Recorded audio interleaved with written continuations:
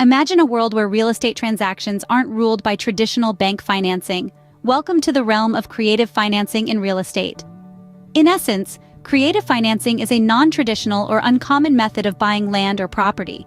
It's a strategy that moves beyond the boundaries of standard loans, offering flexibility and out-of-the-box solutions for buyers and sellers alike. From lease options and seller financing to equity sharing and wraparound mortgages, the variety of creative financing methods is vast. Each method has its unique benefits and potential pitfalls. Take financing, for example.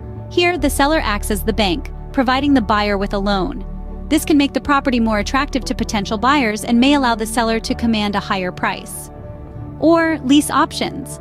A buyer leases the property with an option to buy, a great solution for those struggling to secure a mortgage.